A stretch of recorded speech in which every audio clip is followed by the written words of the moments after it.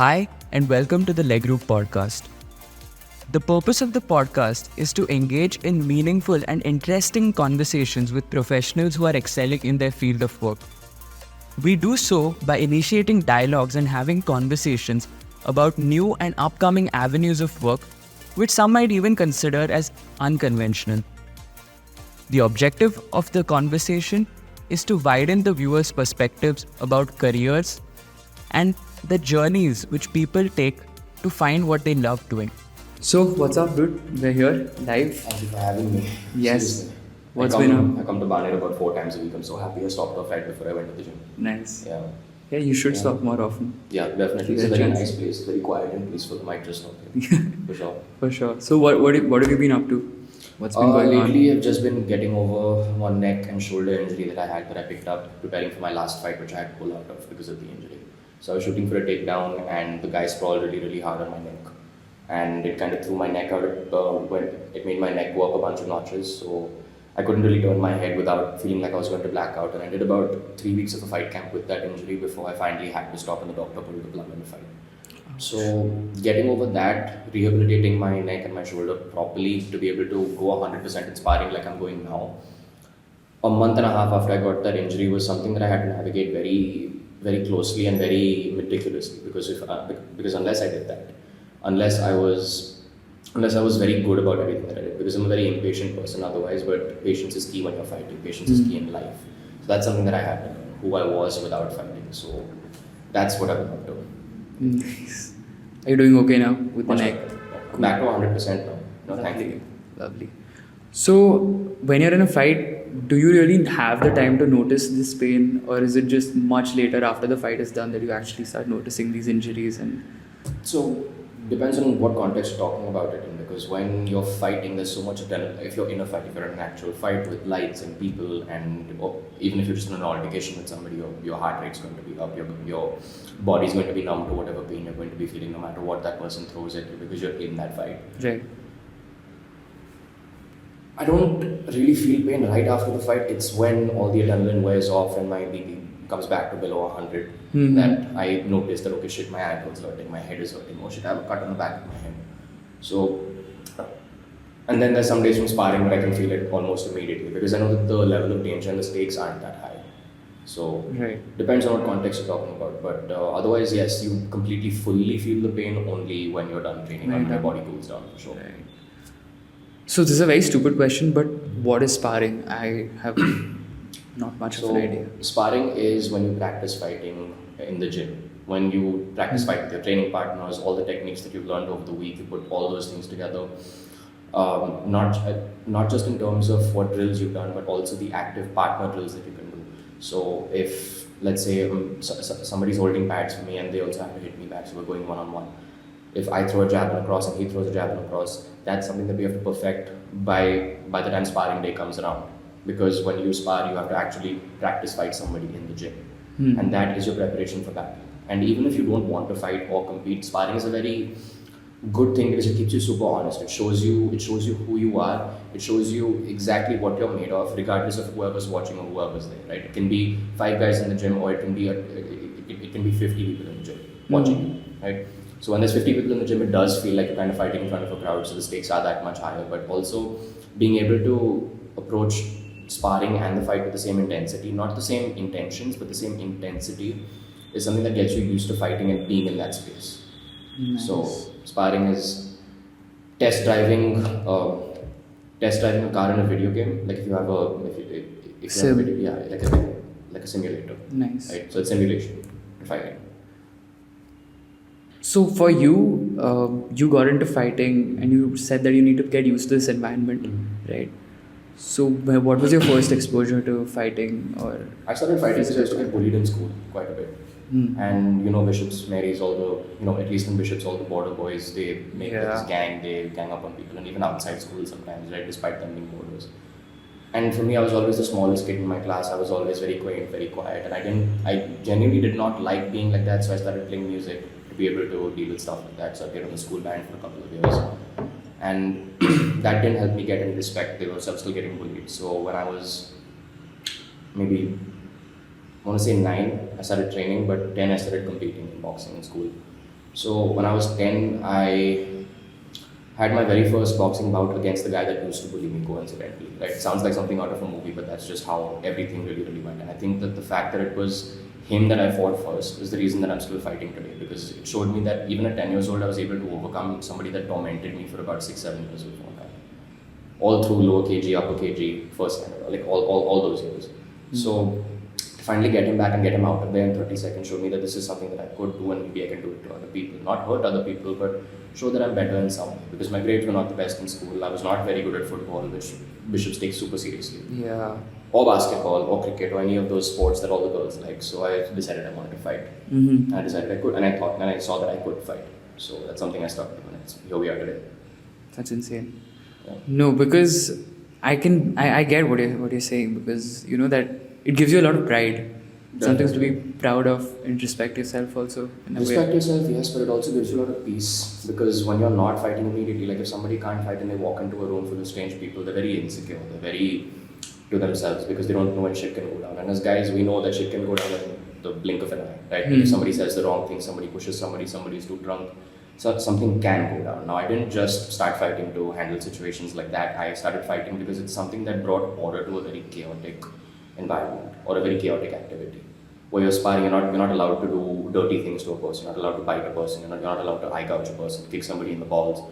You're not allowed to hit somebody on the spine or anywhere on the back of the neck, because that's potentially dangerous, right? So to be able to fairly take somebody out is the one thing that I really liked about it, and to not really hurt anybody, but to dominate them. Yeah, it's like bringing some kind of calm in an anarchy. Yeah. Interesting. It's like being a warrior in a garden, not being a gardener in a war. Right. So I've heard people use the word trained killer a lot. Is it true? To what extent? Mindset, right? It depends on whether you really want to kill people or not. No, I mean in the sense of fighting, they often refer to their opponents as, when you're entering a cage, you're fighting a trained killer. So how true is it? It's very true, because the techniques that we practice in training, the techniques that our coaches have taught us, it's to be able to take somebody out, put them out, and keep them down as well, right? So even when you're taking somebody down, let's say you're wrestling, let's say you're doing jiu-jitsu, your main objective is to dominate that person in every single position, and even if you're on your back, you're supposed to throw up submissions to be able to finish the guy. So when you're trained to handle pressure that way and then still throw attacks back when you're under that pressure, it kind of makes you a very different person. It separates you from the pack in a way, right? So you don't think the way everybody does, you don't deal with problems the way everybody does, you don't panic under pressure like everybody does. And well, I do panic under pressure in different contexts. That's very different, but fighting helped me deal with that. Like even in school, I wasn't a very good student, but in college, I always stood in the first 3 in class, always. Oh, nice. In my class, always, because I started competing in MMA at 17, but I didn't start properly actively competing till I was 20 by the time I was in college. And I saw that the discipline that MMA gave me made me translate that into being able to be disciplined when I'm studying as well. Right? So I worked a lot harder on my assignments, I worked a lot harder on my projects, and because I had to constantly go out and compete, like I was traveling all over the country, I was traveling all over the world as an amateur fighting as well. So it made me want to get shit done really quickly, and it made me a very do it now and not procrastinate kind of person, which I used to be in school, because everything that we were learning in school I was just very disinterested in. And even though I was not very interested in what I was learning in college, it made me get it over with, because I know that there are some things that I will have to do in life, right? But that came to me very late. Right. Yeah. You spoke about a very interesting thing, which is the impact that it had in your life outside of the fighting ring. And I think that is applicable with all forms of exercising. Definitely. Yeah, and just being in some kind of a sport, I feel. So I believe you used to play cricket, basketball, football. You tried out everything at some point. Cricket is not something I like to watch. Either I'm not a very good Indian like that. I don't like cricket. I used to be a huge football fan till I started competing in MMA. I used to be a Barcelona fan, but then the dichotomy is that I was a Barcelona fan, but I was also a Ronaldo fan. So I really didn't know when Ronaldo was playing for Madrid. I didn't know who to cheer for. So every time Ronaldo scored, I was the only guy in a Barca t-shirt with my friends that would be happy. So football being a very team sport, you realize that you're also at everybody else's mercy. Everybody has to have a good day on the field. Everybody has to keep their minds in control. But I don't like having that thought. I don't like being able to, having to depend on people. I like to be able to do those things on my own, which is why I chose an individual sport. Now you ask me why not tennis, why not table tennis, why not badminton, why not one of those kind of sports. Doesn't excite me like fighting does. Right. It just doesn't. Fighting is the most raw thing you can do. It's the most primal thing that anybody can ever put themselves through and make themselves realize who they are. Because I'm not saying tennis doesn't require skill, I'm not saying badminton doesn't require skill, but it doesn't require the kind of mindset that MMA fighters require. Because even in the face of getting your nose broken, getting your forehead slashed open, being almost choked out, being, you blacking out in training, mid-training, and then having to go through one more hour of training, that things like that build your character up in a very different way. It makes you a very different kind of breed of person.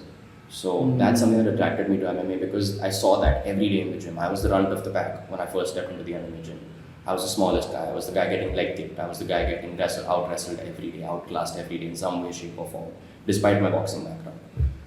So it made me, the fact that I knew I sucked every day was something that made me want to keep going back and get better at it. And eventually I got better than most people that I trained with. But today I hold myself a much higher regard in life because of that, because I want to be able to be in the UFC.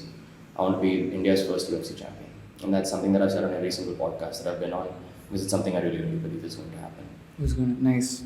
I like the confidence. So, when you speak about MMA being a very mentally taxing sport, I think I know where you're coming from, because you're out there, you need to completely zone out everything that's around you, and then you have to get in the zone, and it's a lot of pressure. I can imagine. So, are there any mental preparations that you separately do, or some techniques that you probably have?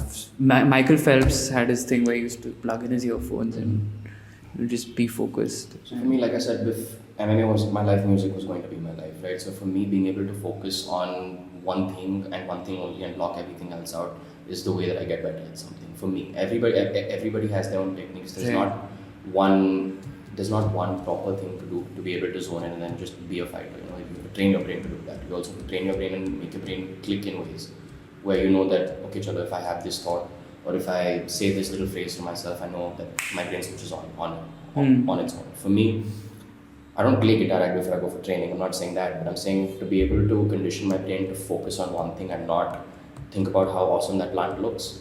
I have to constantly drill that. So I have to constantly drill that into my head. So I do everything I do obsessively because of that quality I have. Like I have to hyper focus on something. I have to hyper focus on the intricacies. I dissect everything, and then I start to do what I do. So to be able to get your brain to do that, to see, and how that translates into fighting is when you're preparing for a fight, you do deep study on a fighter. You see what his little intricacies are. You see where he's lacking. You see what his weaknesses are, but you also see where his strengths are. Because you don't want that shit happening to you. I mean, if he's got a hard right hand, you have to circle to the left and you have to circle away from the power hand. So small things like that, small habits you have to build to be able to adapt to somebody's fighting style. That's something that I've found a very good correlation between music and fighting for me. Nice. I was recently watching this interview of Anshul Jupli. Crazy guy. Yes. Crazy guy. So he kind of... That's one word for it. Okay. He kind of talks about how once he enters the ring, or the cage, he starts picturing himself growing in size and his opponent kind of decreasing and becoming smaller and smaller. And the way he said it, there was so much conviction in it that you have to believe what he's saying. That it sounds strong when he says it like that. So this can be a boring question for you, but according to you, now that you've reached this level of, fighting and everything, so what is your take on exercising? I think that it's a very healthy thing for everybody to do, regardless of whatever stature or body type they are. Because I hear a lot of excuses from a lot of people, even within my own family, that say that, no, my ankles are hurting today, no, my head is hurting today, no, my stomach hurts today, no, my ass hurts today. I hear things like that. I can use language on the podcast, right? Yeah, cool, thank you. So, I hear excuses like that, not just in them, but then also people in my friends group, people from my batch in school, people from random people that I meet. So hearing things like that, now for me, I've never not done anything that I've set my mind to. So that's not a question that I can answer very objectively. It's a question that I can answer through my own trial and error and opinion. So Exercise is very good for people, not just because it's good for your body, but when your body feels good, your mind automatically catches up. And because you look in the mirror, if you see that you have a belly, you're not feeling very good about how bloated you feel today. Can't speak for women because I'm not a girl, but I know that my girlfriend, she also does feel really, really bad sometimes when she feels a little bloated or whatever, right? So right after she works out, right after she gets done with doing whatever she's doing, she automatically just feels better, and my life is a lot easier thereon. So Hear you. so, for me, it's always been about me keeping myself mentally very, very strong and very, very happy. Because unless I train, unless I exercise, now I know that I don't reach that same dopamine rush. It doesn't. It just doesn't happen with anything else. I can play football. I can do whatever. I can play my guitar for hours and hours on end, but my body doesn't work the same way. And better sore than sorry. So that's something that I've always used as a measure of being able to know how good it's been for me that day. Because I know that if I'm not necessarily feeling beat up, but I know that if I've done the kind of work that I expect myself to do, and I pass those barriers, and sometimes I break those barriers in training. Right. I will automatically feel better about myself, because then it really feels like you've really, really done something that made you better than the day before. Right. So it's just playing. It's not even playing catch up. It's just setting new standards for yourself and keeping on going from there. And some people make it to the top of the world, and some people just feel awesome. And checking in your own progress, I feel that's very important, dude. Till today, even today, like I'm not fighting at a very high level that I want to. I've not met my own expectations, but I know that the way I'm working, it's going to be undeniable when I do make it to the big stage. So I work with that intention. I work with that chip on my shoulder. Now I know it sounds very cocky when I'm saying this in front of people, but again, these are things that I really, really believe in. These are things that I've told myself every day. Yeah, it's very important what you're saying, because as a sportsman, if you are into sports, I believe having an ego is one of the most important things. It's actually one of the most detrimental things to you. I mean, when I talk about ego, I'm saying that, when you're at a very high level, competing at the 1 or 2% top of the world, that ego is what boosts you also to a certain extent. Depends on what kind of person you are. See, if you see the UFC featherweight champion Alex Volkanovski, this guy he doesn't have one egoistic bone in his body. This guy is a family man. He's got 2 or 3 daughters, and he's got a wife that he's been with for a very, very long time, and he's a very humble person. He's a dad outside of training, right? So you can see that it doesn't go to some people. Success doesn't go to some people's heads, because Alex Volkanovski has not just cleaned out the featherweight division, but lapped it several times. He's beaten the same people again and again and again. He beat one of the consensus best of all time, Max Holloway. He beat him 3 times decisively. The second fight was a little iffy, but the third fight was okay. It was the cherry on the icing on the cake. So when you see a person like that still conduct himself like a champion outside of training and outside of the cage, not just when he's fighting. Because when I see stuff like that, I say that, okay, chalo, this is somebody that can put that part of their lives away and, go back to being a real person, go back to being with their family, just be a good dad, be there for his kids. And that's something that I've always found that's very important, because over being a fighter, over being anything, I've always wanted to be a good husband and be a good father for somebody. So I don't usually see people as Conor McGregor. Now Conor McGregor is awesome. Okay, he's a fucking personality and a half. He did great things for the sport, but that's not something I condone with. His behavior, his antics, all that stuff is not something I condone, because it's not the way I was raised, and it's not the way I've ever conducted my career. I've always believed in keeping my head down and working hard and getting what I deserve and fighting for what I deserve, or what I feel I deserve at that point. And if I don't deserve it, then God just puts a loss in front of me. So shows you a path that's very clear.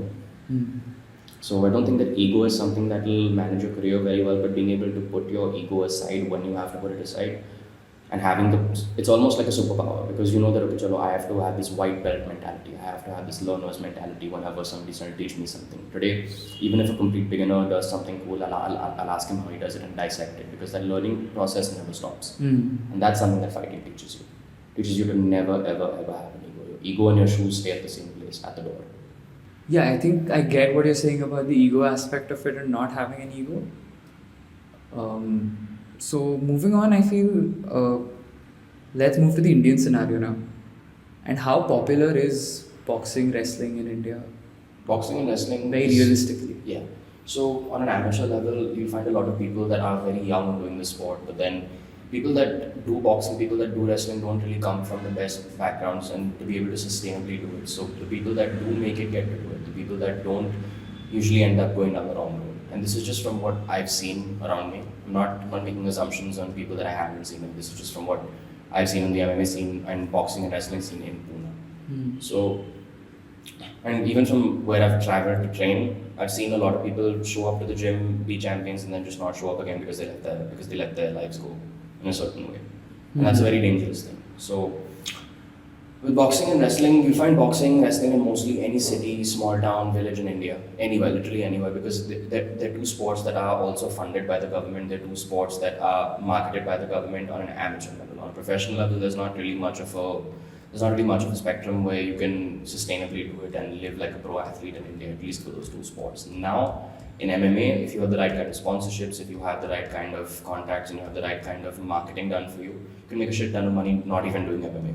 You can train people, make money, but you can still be fighting. You can still be doing what you have to do and make a great living doing that. In boxing, there is this stigma of having to live like a full-time fighter.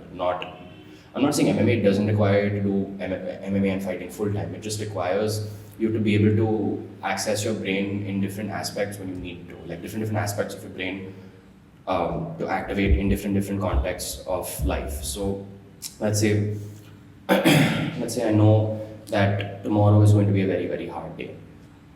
As a boxer, as a professional boxer or an amateur boxer that's constantly preparing for competitions, I know that I have to put whatever life problems I have completely to the side and be able to attend to everything that I have to attend to in training and not have a life beyond that because my coach is going to get super angry with me. Now this is just, again, like I've said, it's just what I've noticed from what I've seen around me, because I've had to go to boxing gyms, I've had to go to wrestling gyms, I've had to go to I wasn't a very good wrestler, I wasn't a very good jiu-jitsu artist, but I know that boxing is something that I always had in my back pocket. I know I can always go back to it, I can always rely on it. So I've spent a lot of time in boxing gyms, but I don't really like the environment there.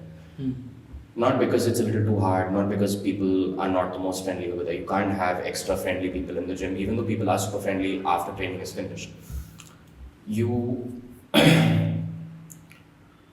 I forgot where I was going with this, but the one thing that I do know about the difference between MMA, boxing, and wrestling is that MMA now has had their marketing in India done the right way. People who are absolute nobodies can become champions within a year of training, within a year of just staying consistent and doing their thing. And eventually sponsors come around. It's like getting sponsors in like motorsports, right? So getting one sponsor that probably is a toothpaste, a toothpaste company. Somebody can be some other pharmaceutical. Some other sponsor can be a clothing apparel brand. Some other sponsor can be, for me, I have 3 different sponsors right now. I have LEW Boxing. I'm the only MMA athlete that's sponsored by them in the country. Paula Athletic, again, I'm the only MMA athlete. And Sports Dentistry India, they're called Sport in India. They make custom fit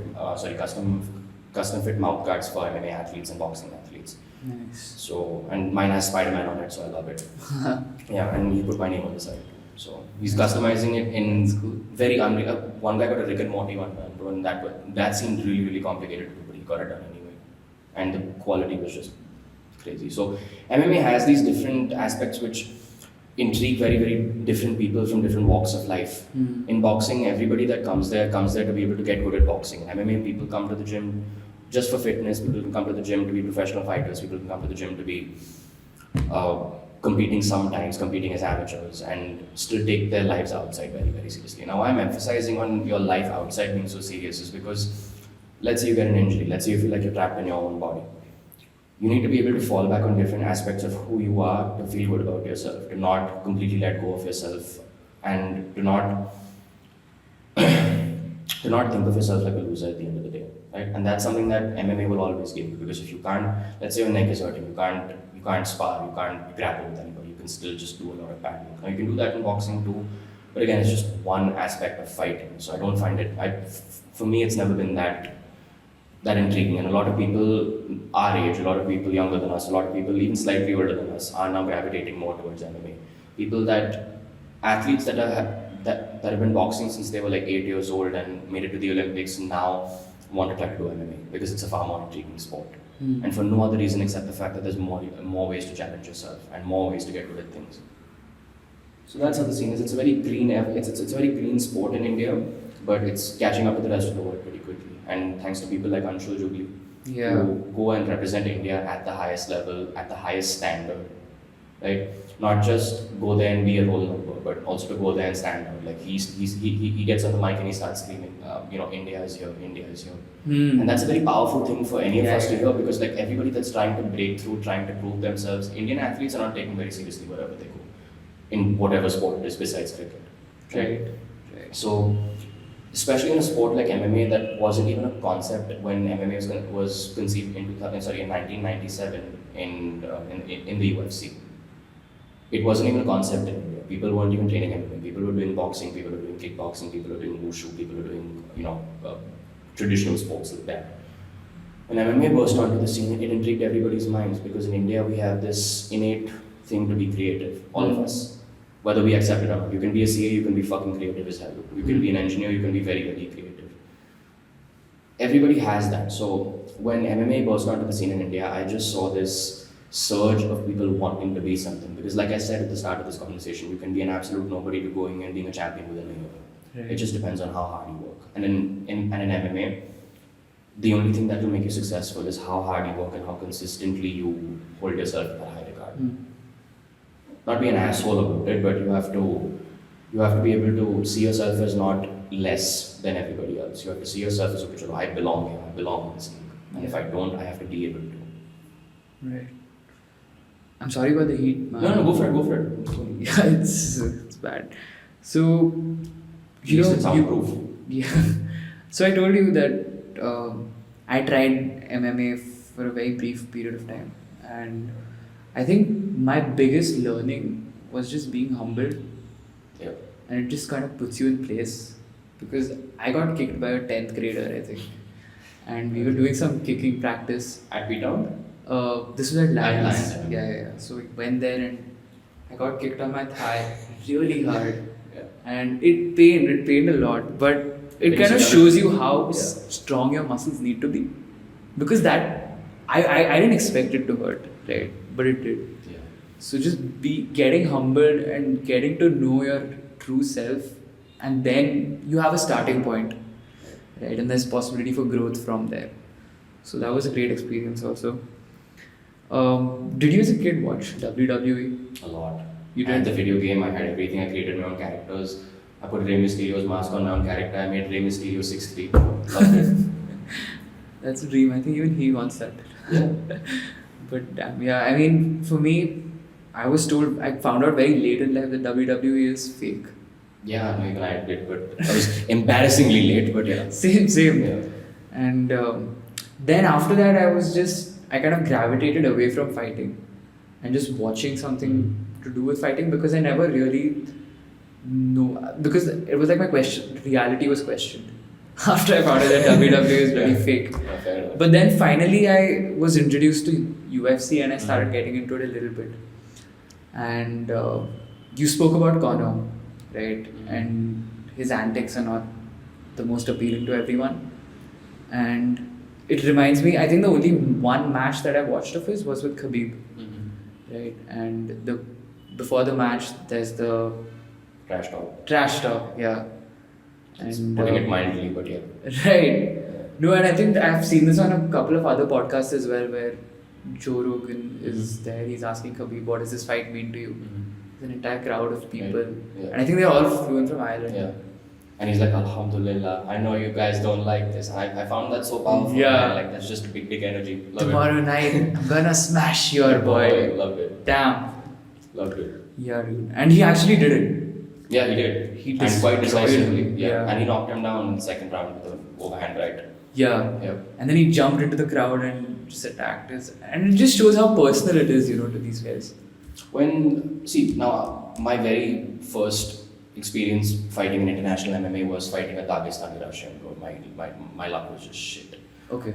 This guy took me down and wasn't even out of second gear and finished me in the second round by an Americano. And this was my first exposure to being and representing India at the World Championships. In my first fight, I lost. So it was a very humbling experience, but I also saw how seriously people take this, because they leave their entire lives in Russia behind. They leave their families behind, they leave their loved ones behind. Let's say they have a person in their life they love, they have to leave that shit behind because they don't have a choice, because over there the government funds everything for them. If you're a champion MMA fighter, even as an amateur, you get 3 Mercedes and 3 houses, one for each person in your family. Yeah, Yeah, and I'm not bullshitting about this. Like this is stuff that the people on the team have told us, people not on the team have told us, and the officials from the team have told us. So it's very high risk, high reward for them. But the ones that do make it really make it. So everybody in Russia, there's so many people compared to the rest of the world. Not India, obviously, but in Russia, there's this culture of wrestling, this culture of boxing, this culture of combat sports because those people are just raised differently. Their bones are built differently, their muscles are built differently. I'm not saying they're better than us. If we work harder, we will be just as good or maybe even better in some aspects. There are a lot of Indian guys that have beaten Russian fighters, Indian women that have beaten Russian in MMA, which I was the most happy about because women's MMA was not something that was taken very seriously a couple of years ago. But to see how it's burst onto the scene today, thanks to some athletes actually being fearless and going out and doing things and fighting people they really don't want to fight or shouldn't be fighting. It's the women in MMA that have had more balls than the men lately, taking more chances, fighting more often, and that's something that's awesome to see because they were not taken seriously at all back in the day, right? So when I see stuff like that, it also inspires people like me to be able to go ahead and say what we want to say. People like me to be able to go and do what we want to do. Fighters, aspiring world champions work, yeah. So it takes people just taking that first step. And with me, everything that I also do right now, the whole reason I started this and the whole reason I started posting on Instagram or whatever, I'm not a very tech savvy person, I don't like it, but the only message I always wanted to get out there, especially to the people and the kids from my school that also get bullied, the people from my school who also don't get the best grades, is if I can do it, you can definitely do it. Because if an idiot like me who never passed a single exam from 6th grade to 10th grade till his boards can get through his life and still believe in himself and still do what he does every day, regardless of whatever people thought of him when he was a kid, it pushes you to be able to clap for yourself at times when you don't want to clap for yourself. So that's what I feel it's benefited everybody the most with. No, makes sense. Yeah. And dude, schooling, I don't think that what we're taught in school is the correct stuff that we're learning. Not at all. History books for sure. The one thing that schools need to teach is how people should think. Yeah. Which is the most basic kind of teaching that you can give to someone. And that they're not taught that. Taxes, bro. Like nobody teaches you that stuff. Yeah, taxes, thinking, sports, exercising, none of that's given importance. But later on that, have you heard of this guy called Joe Greenstein? Mm-hmm. He was called the Atom, Mighty Atom. Mm-hmm. This man's insane. He was 130 pounds, 60 kilos, around that much. He was known as the strongest man in the world at Really? one point. Yeah, he could. Was he Greek? Greenstein, no, he was Jewish. Mm-hmm. So he had, those horseshoes? Mm-hmm. He could bend the other way around. He could break nails with his teeth. That's He nuts. held an entire aeroplane with his hair. And he beat up some 20 Nazi sympathizers in one go by himself. That's crazy. You should check him out, man. I'll send you a link. I like after white this. people like that. I like, Yeah. Like, yeah. He was called the Mighty Atom. Insane. Yeah. Mighty Atom. So, moving on to this fighting part of it, so when you're in a fight, right, with sports sciences and sports technologies that are growing, how do you analyze and do your research on your opponent? So thankfully, we live in an age where everybody has an Instagram, everybody has a Facebook, and everybody's fights are somehow on YouTube from somewhere or the other. All you have to know is usually know their name or their user handle, or you can speak to their coach and get their contact or whatever. But I like to do my research on my opponents, not just because I'm overthinking the fight, but also because I also want to know what to expect, what kind of looks I'm going to get in that fight, and prepare myself in the best way for that. And I know that it's not going to work out exactly how I want it, no matter how much I prepare for it. Sometimes it does, sometimes it doesn't. Sometimes the guy can throw something completely different at me, because at the end of the day, it's a fist fight, right? As much as you call it competition, as much as everybody calls it a sport, at the end of the day, it is pretty much a fucking fist fight, because you're going to fight in your underwear in front of people in a cage, wearing 4-ounce gloves and nothing else besides wraps and a mouthpiece, right? And under a certain rule set, where you're not allowed to do very few things to somebody, but you can still do a lot of things to people, right? So, I don't know, man. Like I really enjoy the whole process. I really like all of it.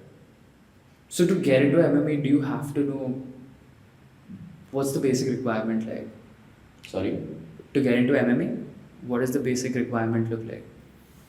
You just need to be able to go ahead and do it. Just go to an MMA gym, show up every day, get good at a certain aspect of fighting. Now, if you like striking, you like kickboxing, go for more kickboxing classes. If you're not good at wrestling, go for more wrestling classes, because the only way you're going to get good at doing something is by doing it again and again and again and again till you, not just till you get it right, but till you can't get it wrong. Because that's the difference between an amateur and a professional. The amateur will just do it till he gets it right, and we hope he does it in training. Hope he does it in competition. A professional will do those things as the bare minimum, will not get it wrong. And that's the expectation that you have to meet at the lowest level. Because now amateurs nowadays from around the world are training like professionals. They're training 3 times a day. They're living off sponsorships. They are doing everything that they have to do as professionals would, just not on paper. So it's very easy for somebody to do it as long as they have the other aspects of their life sorted out. As long as you, like I said, and I have been saying this entire conversation, a person outside of fighting, you'll always be able to do it, no matter what you do. Regardless of where you come from, how old you are. So when you compare boxing and MMA, which are very popular, both of them? Boxing's been around for a long time. You have to understand that MMA is still a baby. It's still a very green sport, right? At least in India. With boxing, everybody does know that, okay, chalo, you're going to get hit, you know what to expect. You have these 12 or 10 ounce gloves coming at your face. You have to block, you have to move, you have to slip, you have to counter. And you have to throw punches back. But in MMA, you might get taken down. You might get kicked. You might get choked out. You might get punched. You might get knocked out. You might get TKO'd. There's so many different ways of being finished in MMA. There's so many different things you have to worry about and be good at the same time, which is what has intrigued people the most, like I said. So everybody's now gravitated towards MMA. So MMA is definitely the more popular sport. Boxing is the sport where you kind of get more money when you make it to the top ranks. Like when you make it to the highest level, when you fight in the US. And I believe in boxing you can pick your people do a cherry picking. So people go like 40-0, 50-0, and they have millions and millions of dollars in the. It's a very smart thing to do, if you ask me. See, because in MMA there's a lot of damage that your body takes, right? And at the end of that, you don't even get to enjoy your life because you have some sort of injury if you don't have your career conducted in the right sense and you don't do it smartly. Like you see people that were fighting 2006, 2007 that didn't have access to all this excellent healthcare, didn't have access to cognitive ways of just not doing stupid things, but not doing it consciously. So everybody was going balls to the wall in training every day. Guys like Chuck Liddell, guys like Rampage Jackson, all of those guys. When MMA was in its golden days, is what I like to call it, because those guys were the OGs, right? Those guys were the original tough guys. There were like 3 weight divisions. There was middleweight, light heavyweight, and heavyweight. There were no weight divisions below that. So you just see these big white dudes just beating the crap out of each other based on who's tougher and who lands the right kind of shot. Today, it's a full-fledged sport, so you can do it very, very safely. But that's something people don't understand. That's something people don't see because they still see MMA as the violent sport that it used to be. So another thing is, when you're becoming a fighter, you have to be smart when you're entering the MMA. And I think you mentioned before the podcast that there are certain politics that are involved. So do you want to expand on that a little more? There are a lot of politics between people that run gyms, there are a lot of politics between people that run federations, there are a lot of politics between athletes themselves. Politics is everywhere you go, in every single sport, in every single aspect of life too. In MMA, however, because MMA is a small community in India, I don't condone the amount of federations that are being formed. And each federation doesn't like the other. So a lot of people that do run these federations, they don't want fighters fighting in the other person's competitions. They don't want fighters going to other people's gyms. They're creating almost this segregation among fighters when that really doesn't have to be. We are all we have. To fighters, it's like just the fighters are humans and the rest of the world is kind of like aliens. We have to band together when the rest of the world comes for us. So that's how I've always thought of how fighting should be ideally, but I also know that there's a lot of differences in opinions which people don't want to address and want to be complete babies about it. So that's the reason I feel MMA has been held back for a couple of years in India, because people there were athletes like Bharat Kandare that were held back by, I'm not going to name the federation, but he was held back by the Indian Federation just because they wanted to promote their own fight promotions instead of putting him in the UFC when he was in his young prime, when he was 27, a killer, and taking every white person that they brought into India to fight him, he just was taking them out like that. And he was making it look easy. When he was 32, he got into the UFC. Finally, he was India's first ever UFC athlete from Nasik. He was a cleaner in the gym. He wasn't even an MMA fighter. He was just fucking better than all the professional fighters there eventually. Wow. Like I said, he was the hardest worker in the room and he just did it every day. And that's literally all. That's as simple as it sounds, but that simplicity scares a lot of people. So a lot of people don't do it. So with him, he was matched up against Song Yadong in his very first match. Song Yadong is now a top 5 bantamweight, 135 pounds, 61 kilo, killer. And Song Yadong at the time was 19, Bharat was 32. Song finished him in the first round via guillotine choke. Bharat tried to shoot for a takedown after he got knocked down. Song wrapped his neck up and just choked him out. First round, that was it. That was the start of somebody's spectacular 19-year-old career and the death of Bharat Bhandari's career. I mean, no disrespect to Bharat when I say this. Like, I'm saying this because other athletes also need to know what happened, why he didn't perform like that. And this is just my opinion. Now, it's very easy for me to sit here and say this because I'm not in the UFC, right? It's very easy for me to comment. I'm just like any other fan commenting. But I feel like if the politics in India did not hold that man back, Indian MMA could have been that many years much further. At least in terms of its credibility, if not its quality. You know what I mean? Right. That's quite unfortunate, actually. Yeah. And then you see a guy like Anshul Jubli just light everybody up when he comes out. Yeah. Right? Lights up the camera, he lights up the crowd, he lights up his opponent multiple times. And he dominates everybody and he does it in this spectacular fashion. And he has this jigger about himself, he has this confidence, which is something I fucking love. I love to look at that. And he's so honest, and this is one thing I remember, like before Anshul was who he is now, I had contacted him because I liked the rash guard that he was wearing, I liked the compression shirt that he was wearing, so I asked him where he got it. He sent me the exact price, he sent me the link to it, and he didn't even know me, I was just a fighter texting him on Instagram. I was like, where did you get that t-shirt, bro? And he told me that, and that's how I kind of got a very good sense about him, because even I still didn't reply to every text that I had gotten at that point, right? So it made me want to be a better person too. Yeah. To see that this person doing it at the highest level is still as humble about it and still doesn't have an ego about talking to an athlete that's aspiring. I asked him what he does for his weight cuts. And this is when my amateur career was mostly coming to its end, because I was fighting at the highest level in India as an amateur. I had to do a lot of things correctly. I had to start training very, very smartly. And I got a massive amount of weight to get to the weight class that I'm at right now. But now I'm a lot leaner because I've done that a little more sensibly. Back then I was cutting like 13 kilos to meet the weight limit, so I cut 13 kilos in 3 weeks. By just the last week, I was just cutting water out of my body and I'd somehow make weight. Anshul sent me a whole breakdown of what his personal step-by-step process was to cut weight, do it safely, rehydrate properly, and he sent me a whole PDF that he had paid for on his own. You know, so he just he's like, yeah, and he was like, we're colleagues, bro, we need to help each other. Nice. And this is what these are the kind of people that I exposed myself to very early on in my career, and that's what helped me grow the way I grew. You know, so I pass that knowledge on to anybody. I'm not passing his systems on to anybody, but I'm telling people how to do it if according to their body weight, from whatever I understood, the little calculation that I know, the little calculation that I can do for myself. I gave them the formula to do it. I make it a little simple for them now, and you know, whenever people ask me, I break it down for them. I try to talk to them through it. Now whenever some of my friends are fighting or some of my teammates are fighting, what I like to do is I like to call them up. I like to talk to them right before the fight, say things that I don't like to use the word affirmation because it sounds like a very pussy word, but I just affirmation. Fuck it. It's affirmation for them at the end of the day, right? It's letting them know that, okay, chalo, I have your back regardless of whatever battle you're going into right now. Regardless of what happens, I don't think less of you if you lose, I don't think more of you if you win. You're still at home with me. Right. And being able to do that with like literally everybody in my life has helped me immensely. Not just in relationships, but also in friendships, also interacting with my own family, because once you grow up, you know that you have a difference of opinion from everybody at home sometimes. So it makes you deal with those sort of problems and just be nice about it and not be a dick and not shout and scream about everything anymore. You're able to be a little more centered, you're able to be a little more okay with just being you.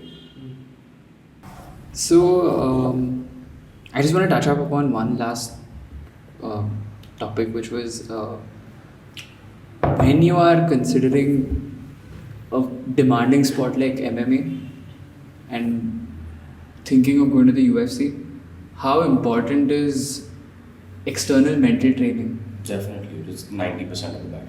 It's the most important aspect of doing anything difficult. Because you break mentally when you break mentally before you break physically, always. Because there's a lot of times where, let's say, you're lifting weights. Do you go to the gym a lot? No. No? So if you do start going to the gym and you do start pushing yourself, you notice that there's this little annoying voice in your head, and everybody has it, that will keep telling you that you want to push more, or you think that it's enough. Now that's your breaking point, when you think that it's enough. And when that voice in your head tells you that, okay, chalo, you can push a little more, that's your inner self telling you that, okay, chalo, you're capable of doing more. It's just your mind is just like, okay, chalo, enough. I've reached this breaking point many times before. This is where I know where to stop. But that's how you push your limits. And pushing your limits trains your brain into callousing your brain. Like when you lift weights, your hands get calloused. When you put yourself through enough tough situations, enough tough experiences, I'm not saying inflict damage intentionally to yourself. I'm saying just put yourself in hard, constructive situations in which you can callous your brain the right way to handle tough situations. So external mental training, I feel, is 90% of the battle before you even go to training every day. Not just before you fight, but before you go to training. Because if you're not ready, don't go for training that day. Because you're going to get something hurt. You're going to even if you want to go for training on those days, don't expect to go balls to the wall and be a champion every day, right? Whenever you're going with the fucked brain into training, go with the ability to be able to learn something new. Because when you learn something new, it trains your brain into just letting that ego go, whatever's fucking with you on that particular day. It teaches you to let go of it in a very constructive way and let you work through it in a very constructive way too. So to me, that's what mental fortitude has always been, blocking out whatever's unnecessary. And do fighters often resort to visiting sports psychologists? Or? Definitely, I did too. You did? And going to a sports psychologist or going to a counselor even is not going just necessarily when there's something wrong or when there's something that needs fixing at that point. Going to a sports psychologist is kind of like going to the gym, and you know how in the gym somebody gives you a spot. If you can't finish a rep, somebody's unable to finish a squat or a bench press, and somebody just gives you that little nudge. That's what receiving counseling is to everybody. Yeah, some people need to be guided through certain movements. Some people need to be guided through just enough to be able to think for themselves. Right. So visiting a sports counselor is very essential, regardless of whether you're losing, you're winning, your mind is fucked, or it's in a very good place. And I feel that little extra 1 or 2% makes all the difference, when you're fighting at a higher level. For sure, there's different things that benefit different people. Some people are far more emotionally invested in the sport. Some people are far more practically invested in it, in the sense that I can speak for me, where I went to a sports psychologist at a time where I felt like I was losing my mind and I was losing the way I was fighting, because I was training at places I didn't like. I was training in ways I didn't like because I was doing things to get better in an aspect of the sport that I was not very good at, i.e. wrestling or jiu-jitsu. Because it sucked for me, because I knew that, okay, chalo, there are guys that are black belts and they still get submitted. What if I get my black belt one day? I still don't know if I'm the best in the world. So there's all these questions in your head when you're young, when you're impressionable, when you had a bad day at training. All these thoughts just come crashing down at you at the end of the day when you feel like shit about yourself. So training is not all good. There's a lot of bad that comes with it, because there's a lot of humbling that happens. But that humbling is what makes you cherish whatever good comes with it, right? So going to a sports psychologist is not just for when something's wrong. You need to unload when something's right too. You need to be able to go back to square one and then be humble again, and then keep your head down and continue working hard, not just live on your laurels and not just live on your victories, your past victories. So that's the importance of going to a sports psychologist for me. That's how it benefited me. It helped me keep stuff in a box, enjoy it, maybe frame some stuff up in my brain sometimes, look back at those memories very fondly, but never sit on those wins, never sit on that victory, so to speak. Yeah. I'm going back to the humbling part of it, where it is very important for everyone to get humbled at some point. Definitely. Because then it gives you the opportunity to look at newer avenues. And when you're starting off in those newer avenues, you're a beginner. Yeah. And when you're a beginner, there's potential for immense growth. So it makes a lot of My sense. mom told me something really interesting one time. I was having a fight with one of my ex-girlfriends when I was very young. And she told me that a bad situation is like a hot cup of coffee. When you pick up the cup when it's super, super hot, you're going to burn your hand. You have to put it down, wait for some time, let it cool down, and then drink it, and then enjoy your drink. And then you're able to get the benefit from it. It was a very powerful metaphor for me, not just in dealing with relationship problems, but also dealing with problems that you live in your own head about. Like, I'm talking about a lot of psychological issues that I have, and I realize I'm just venting to the camera at this point. But I think a lot of people do feel like that because a lot of people don't want to face what they have to face every day, and a lot of people don't want to have certain conversations with themselves because they know what they know, right? They can tell other people all that bullshit. They can make everything look rosy on Instagram, but they know what's going on in their heads, right? So anybody that's watching this, just know that if you are going through a certain tough situation, you need to go see a sports counselor. You need to go see not just a sports counselor, regular counselor also. You want to talk about your problems. You want to talk about how much your mother and father are shouting at you. You want to talk about how much your partner's bitching at you. Anything. Unload that stuff because you don't know what's really, really weighing you down at the end of the day, right? And just talking about saying it is a lot of burden that gets lifted. Yeah. You have no idea how light I feel right now, man. Yeah. I'm glad. I'm very glad. Cool. So, moving to a different avenue now, which goes hand in hand with fighting. That's self-defense, right? And I believe these days the notion of self-defense has become even more important and it's become even more popular. So, what is your take on basic self-defense, and should everyone know about it? Yes. I believe that everybody should learn how to fight, learn how to defend themselves, not just when they feel insecure about something, but also be able to turn away a problem. I'm the first person to, if I ever get into a street fight, I'm the first person to say sorry, put my hands up and walk away because see, I know what I'm capable of doing to that other person. Now, again, this is not to sound cocky or whatever. I don't know what the other person can do either. I don't know if the person has a gun. I don't know if the person has a knife. Those are things that I also do know how to fight, but I've trained for those things separately. I've trained for those things again and again and again, so I know what to do. But again, in the street, everything is very unpredictable. So the first thing I advise anybody to do whenever they get into a street fight is say sorry, walk away. It's the first thing you have to do. Keep your ego aside because that shit is going to test you really, really hard. It'll test you harder than fighting ever will. Because fighting is a very honest thing. Fighting is in front of you. Fighting is a very tangible aspect of that. To be able to walk away from a situation when you know what you can do to that person, but that person is just screaming because of their ego. That's where ego comes out in a very unhealthy, for lack of a better word, very unsanitary manner. If they're shouting at you, they get too close to you, they're getting in your face about it. You just don't want to be in that situation. Now, I'm not a very non-confrontational person. I do enjoy confrontation sometimes, and it's not for the thrill, but just to know where I'm at, to know where if somebody shouts at me, if somebody gets into a scuffle with me, I know how to handle that situation. I know that I'm not going to lose my mind and be like, "Chal matar chod ko marta hu." I'm going to be like, "Okay, bhai, sorry, you're right, sorry," and walk away from there. True. And then go beat 10 people up in the gym. People that can fight. Right.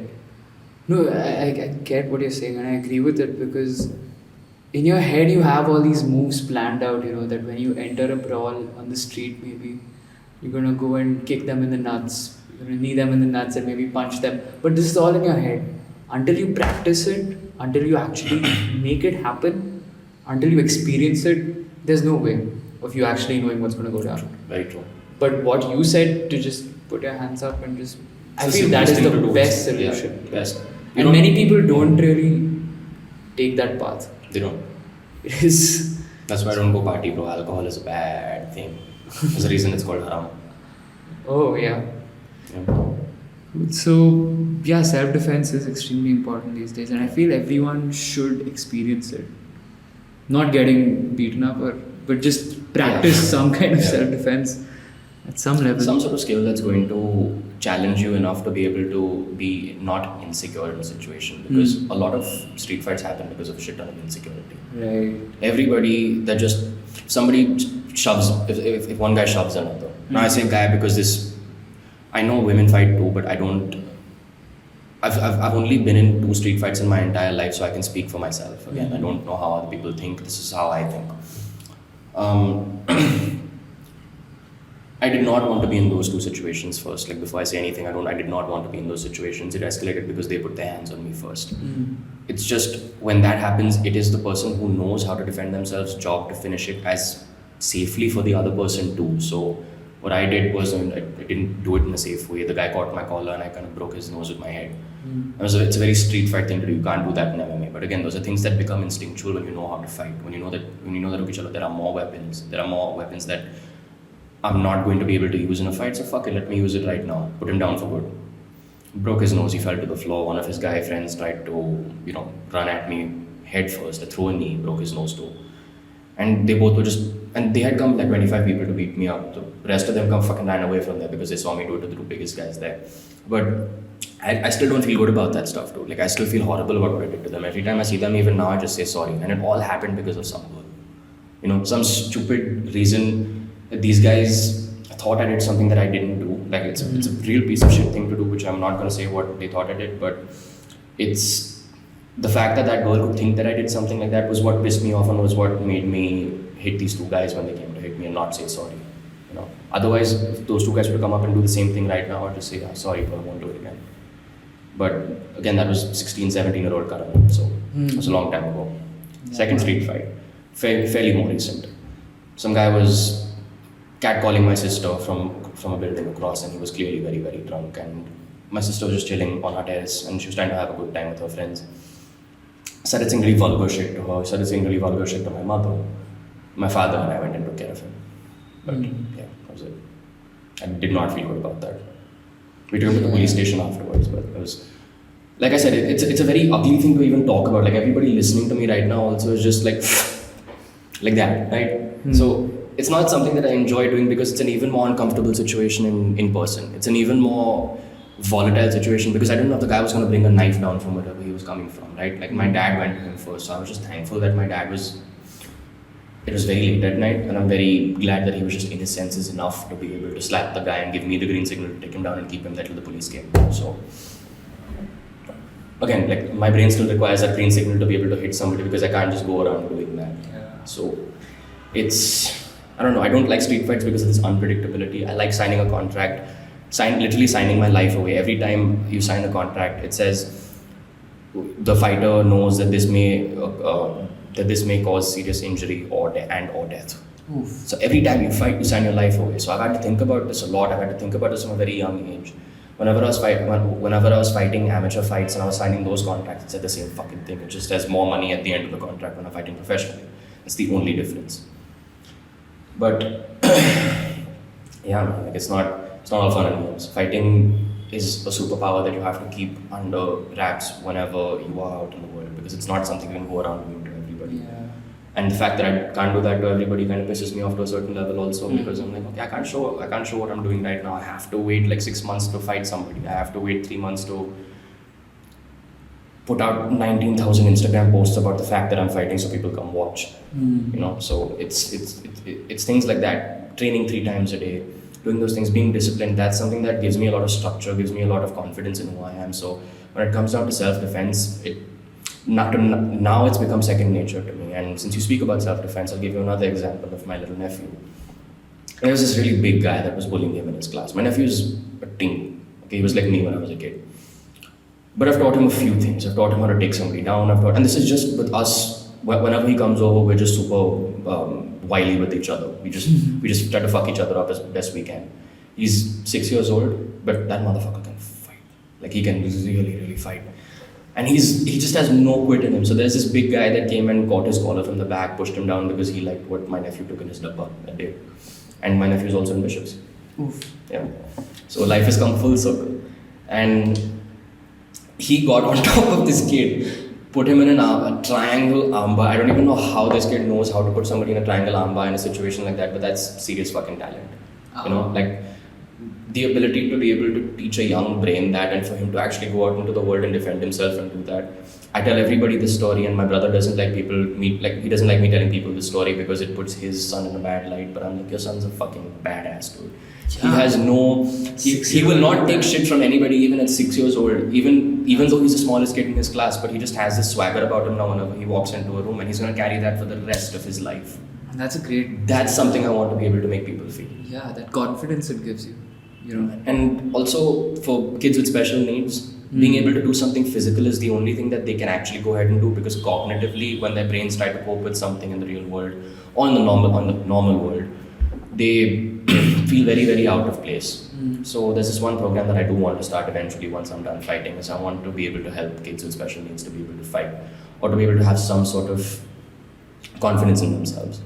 There was this one video I watched of where this man was teaching blind children jiu-jitsu, just of how it feels, and he put a blindfold on himself to be able to let them know how certain things feel. Feel for the elbow, feel for the shoulder. Your knee has to go above, this is your knee has to go above the guy's shoulder to be able to secure the position, things like that. So there's ways of teaching people fighting without ever having eyes, right? Somebody grabs you and you're blind, tries to rob you, you know how to fucking rip their leg apart, dude. All you have to do is roll forward, grab their leg and fucking knee bar them. It's a very cool, fighting's a very cool thing because it doesn't just give you this, I say superpower again and again because it really, really is, and it feels like it.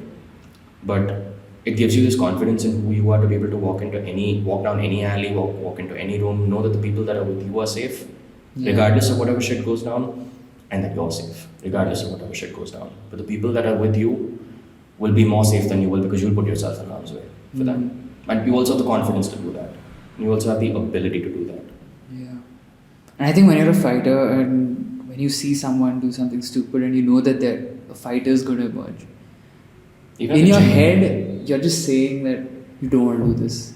Knowing your own skills, you're saying to yourself, you don't want to do this. You don't want to get into it. Not to yourself, but to him. I lived my entire college life not making a single friend in college. Okay. Not going to a single, I've not been to one college party. I'm 24 years old. I've not gone to a single college party in my life.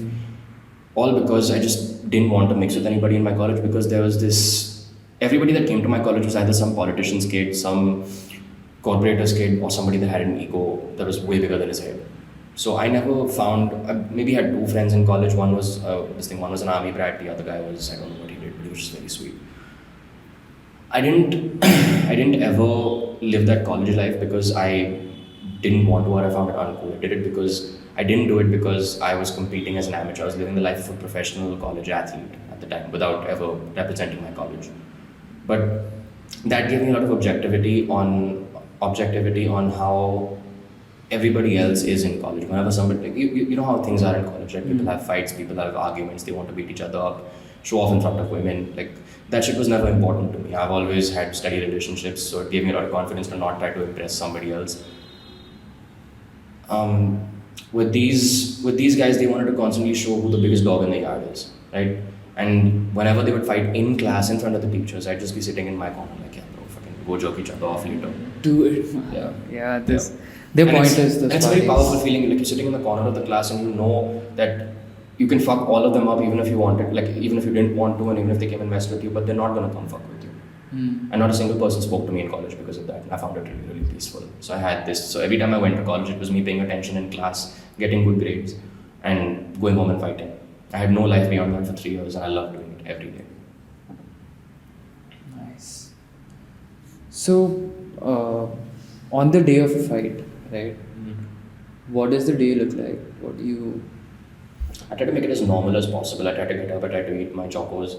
I try to play my video games. I carry my PS5 with me wherever I go.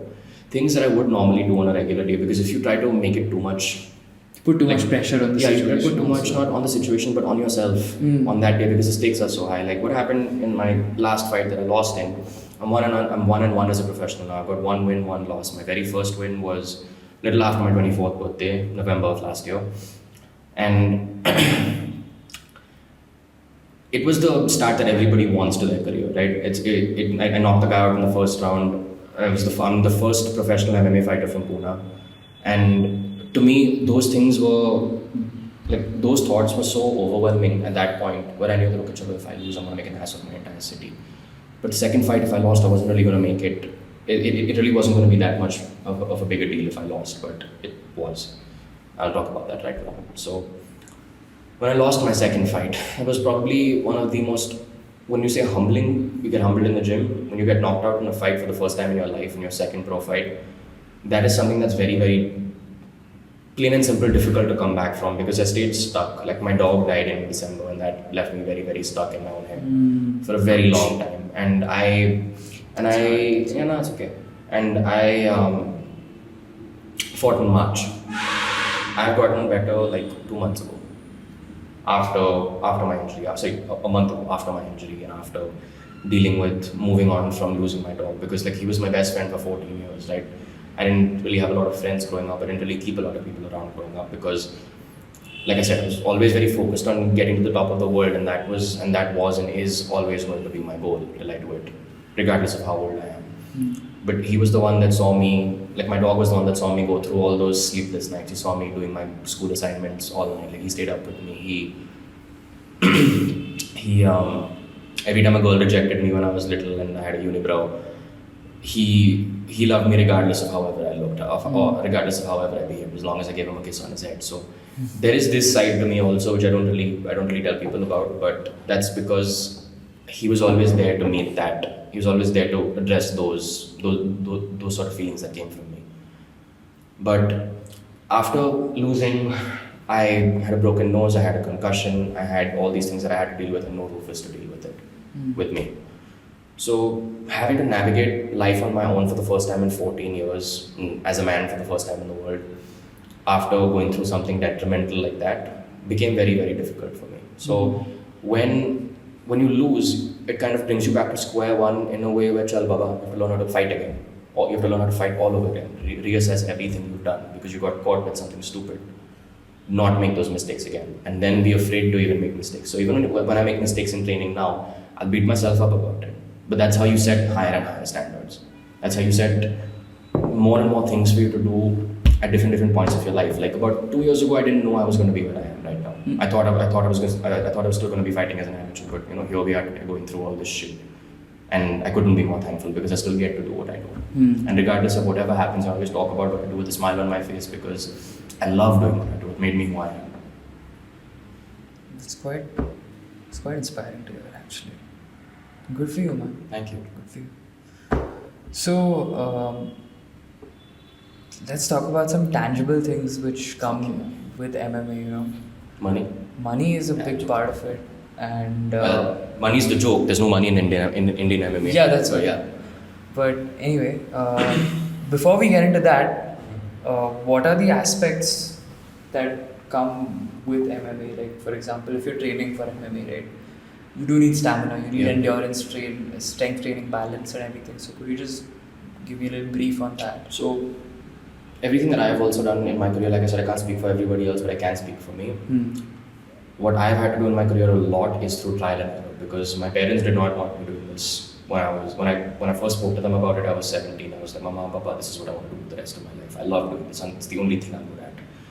And they didn't like the fact that I said that it was the only thing that I was good at, so they kept telling me, finish college, do this, do that, which is also a very necessary thing to do. I feel if you want to pursue professional sports, have a degree, have something to fall back on, and know that you're going to have job placements. Do well enough when you're educating yourself like that. But coming back to training, in MMA, there are certain building blocks on which you have to build your skills, right? You have to know how to box, you have to know how to wrestle, you have to know how to work off your back, which means jiu-jitsu, a certain amount of jiu-jitsu training or a lot of jiu-jitsu training depending on how you fight. Strength and conditioning is a huge part of it. It's benefited me massively. I'm not a very big guy, I'm a very skinny guy. But even though I don't look very strong, my coach has gotten me pretty strong for my weight class, right? So I'm training with guys that are a lot bigger than me constantly. I was also very used to being the smallest guy in the gym whenever I first walked into the gym. So I've always had to find ways of finding holes, finding openings where I can actually fuck the person up and then move away, and then keep gnawing at that, keep chipping away at that. So that's the way I fight. And to be able to take some punishment that bigger people throw at you, you have to become stronger. You have to become physically stronger. Your muscles have to be more dense. Your bones have to be stronger. Your joints have to be on fucking point. Because if your joints are not on point, everything else goes. Let's say you have a bad ankle. It can subsequently affect your knee, your hip, your shoulder, your neck, and everything just works in a chain in your body. And I'll explain that in a second.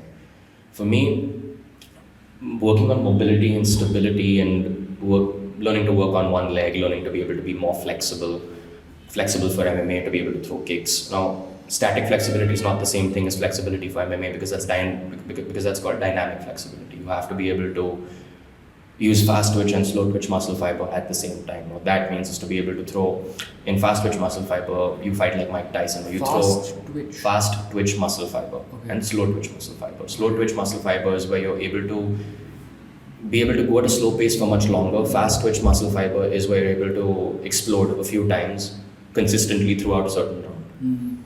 And the best example of fast twitch muscle fiber is Mike Tyson. He was just an explosive as fuck athlete when he was fighting actively in his early 20s and his early 30s as well. So, and the example of a slow twitch athlete would be somebody like Max Holloway in the UFC. He's very explosive. He does throw a lot of explosive techniques and stuff, but his style of fighting is where he'll break you down over time. He will break you he'll not try to knock you out in the first round. He'll try to fuck you up over 5 rounds. He'll keep throwing a soft little jab in your face. He'll throw over 1,000 punches over 1,000 punches a fight. But he'll make sure that you don't hit him at all. So that's slow twitch muscle fiber. And it's the best way I can explain it to you because it's in combat sports.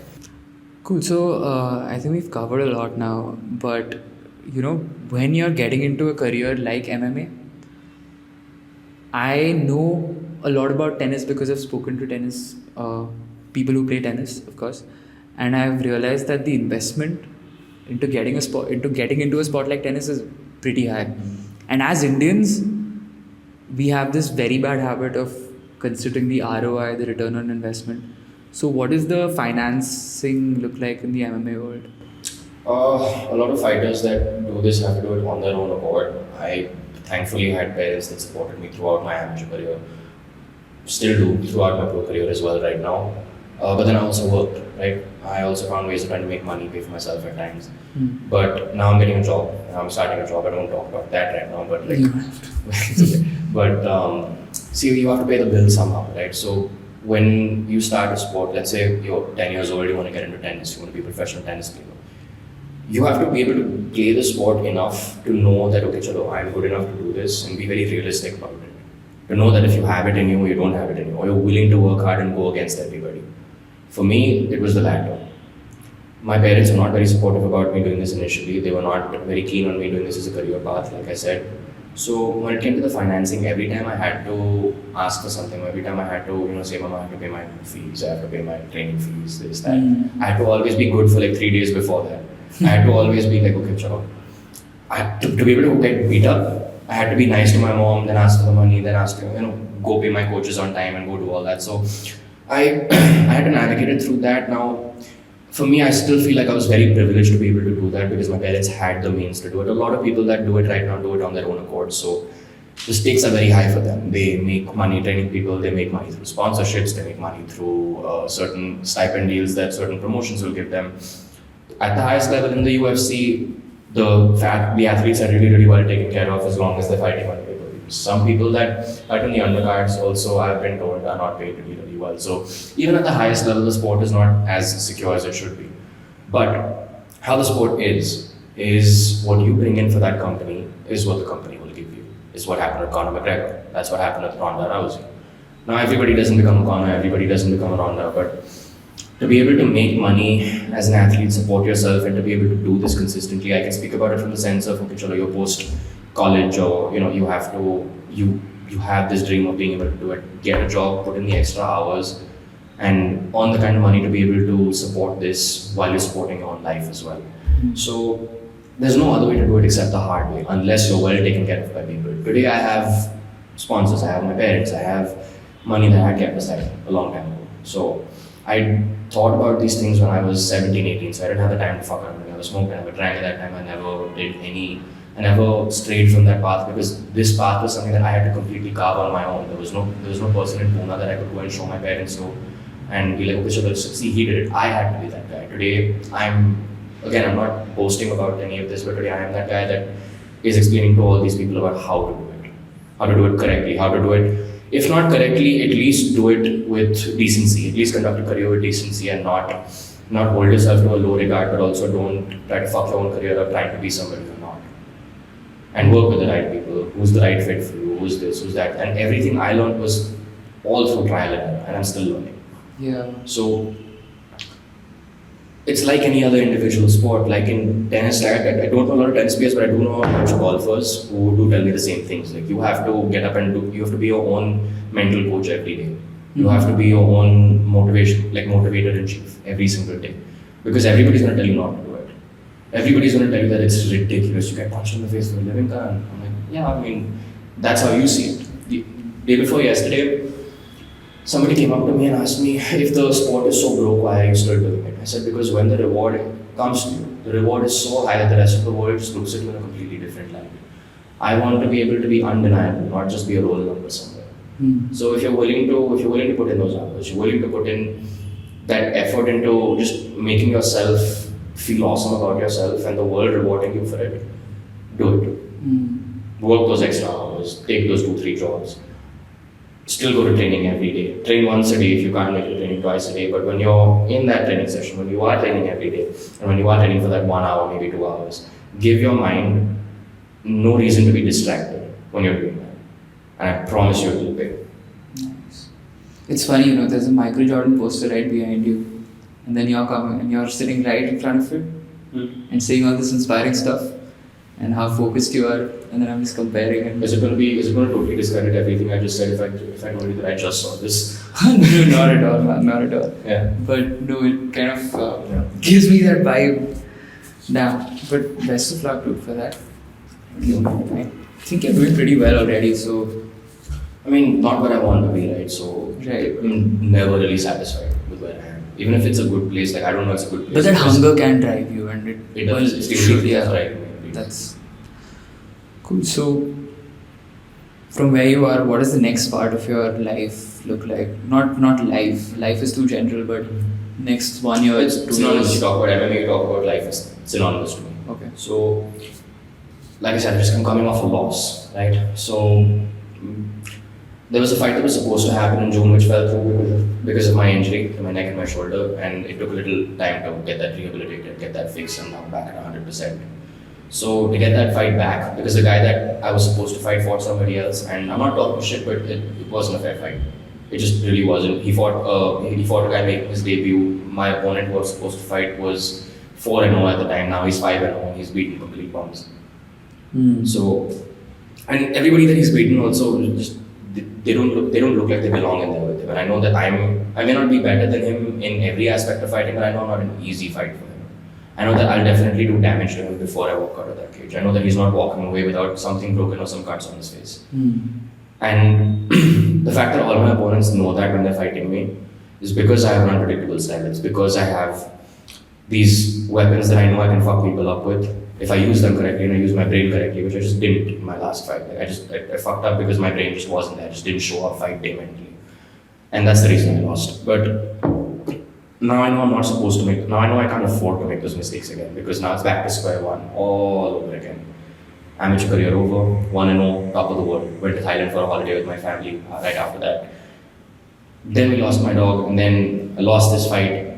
Multiple bad things happened, fucking back to square one again, 1-1, right? So Max Holloway has this really cool thing he says right before every fight. Every fight is different. Everybody is 0-0. No wins, no losses. It's a new fight every time you walk in there. When you approach fighting like that, you're able to fight with that much more freedom and use every bit of your skill that you have and not hesitate to use them because you're afraid that the stakes are so high. You can't afford to use unorthodox techniques. You can't fight like yourself. You have to be very measured. You have to be very careful. Fighting doesn't really work like that. Fighting works well when two people want to fuck each other up, but one person is just a little calm about it in his head. And to be able to find that equilibrium in your brain, to be able to fire on all cylinders, but also be super calm in your head and be able to think and be able to see things coming. That's something that I've been trying to master a lot over the last 3 months, despite me having my injury. So even when I had my injury and I couldn't actively spar with anybody, I couldn't take any damage, I couldn't take a single hit to my head. Today, I know that I'm blocking shots the way I used to, and if not better now. I know that nobody's hitting me as often as they were because my head movement is better, because I did those drills to not get hit again, to defend takedowns, to do my best to be virtually impossible to take down, because my jiu-jitsu and my wrestling are not that strong, and I'm very honest about that because it's not something that I've been doing like I've been doing boxing for a long time. So getting better along getting better along the way for me has been the fun part of the journey. To know where I'm bad at, to know what I'm bad at, to know how I'm bad, to know where I suck, to know where I would fuck myself up in a fight if I had to fight myself. That's how I look at myself. I don't look at what I did well. I look at what I did wrong, how I can exploit that, and then I work on that. So, what's next for me, to answer your question finally, is I'm trying to get this fight back, and we have discussed that it's going to be sometime before November. But right after that, I am going to call somebody out at Matrix Fight Night, and I know I'm going to make it in the biggest promotion in India before the end of the year, hopefully. Where is this Matrix fight night happening? Matrix, so it's run by Tiger Shroff and Krishna Shroff, so their main base of operations is out of Bandra and Bombay, which is it's where I live. So the more I'm in Bandra, the more I'm in Bombay, the more I show my face, like, the more it's going to be feasible for me to be able to be part of that.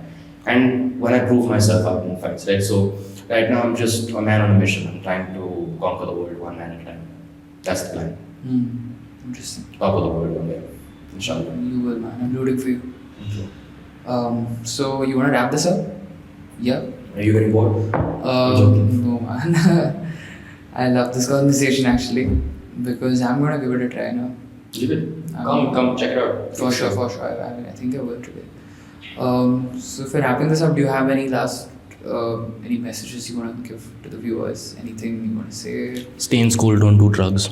That's it. Most important, man. Live like him. Cool. I think we're good then. Thank you so much. We hope you enjoy the video, and please do not forget to hit the like button and subscribe to the Leg Room channel.